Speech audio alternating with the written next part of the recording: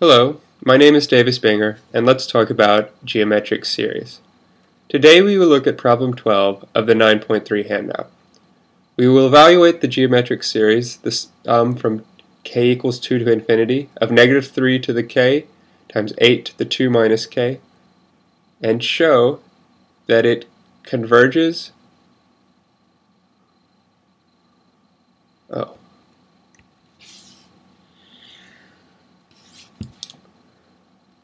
Hello, my name is Davis Banger, and let's talk about geometric series. Today we will look at problem 12 of the 9.3 handout, in which we will consider the series k equals 2 to infinity of negative 3 to the k, 8 to the 2 minus k.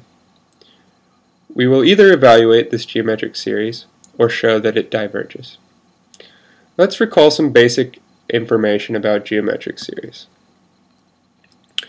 So we have a general geometric series, which is the sum from k equals 0 to infinity of a r to the k. If r is larger than 1 in magnitude, the series will diverge. If r is less than 1, the series converges to a over 1 minus r. For the problem at hand, there are two general approaches. Let's discuss each. The first solution involves manipulating the series at hand to change the base and to combine all of the powers of k into one ratio so we can have a nice, concise form for the series.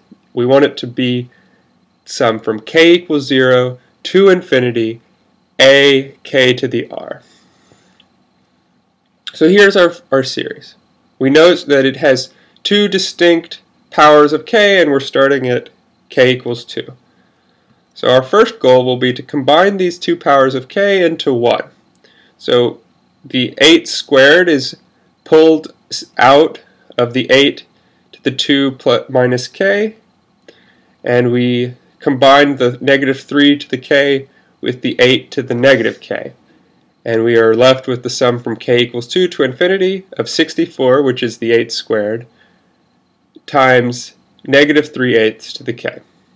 Now this is almost right. We have the right form within the terms, the a being 64 and the r to the k being the negative 3 over 8 to the k.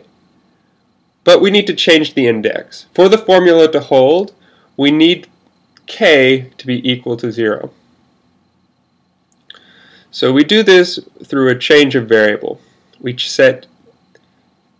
reset k down to 2.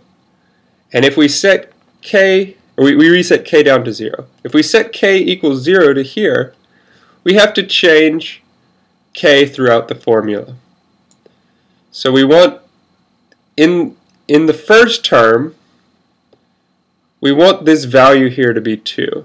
So if we're setting k equals 0, we have to add 2 to 0 to get 2 in that spot. Now we pull out a negative 3/8 squared. This times the 64 is equal to 9. And we have written our series in the form the sum from k equals 0 to infinity a r to the k. Now, a is equal to 9, and r is equal to negative 3/8. Note that the magnitude of r is less than 1. Thus, the series converges to a over 1 minus r, or 9 divided by 1 minus negative 3/8. This is equal to 72 over 11. That's the first solution. The second solution, instead of changing the form of the series, we try to calculate a and r directly.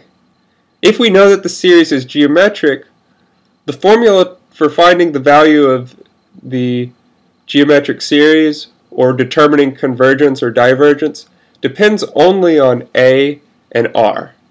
Thus, if we can calculate these values, we can find out the convergence or divergence of the series. A is equal to the first term. Now remember, our terms started at k equals 2, and were given by the formula negative 3 to the k times 8 to the 2 minus k. So A is the first term.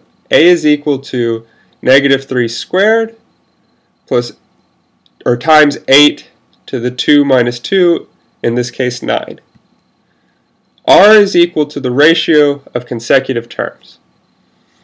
So R is equal to the k plus 1 term, which is negative 3 to the k plus 1 times 8 squared to the 2 minus k plus 1, divided by the kth term, which is negative 3 to the k times 8 to the 2 minus k. After canceling like terms, we get that this is equal to negative 3 times 8 to the negative 1, or negative 3/8.